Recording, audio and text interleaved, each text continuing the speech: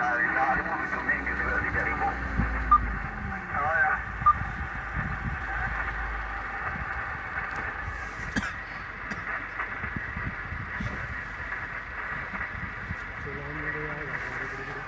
you in trouble again, or is it okay? Oh. The trouble started yesterday. Okay. So I will see how to end it. Though not in good condition, but I will see.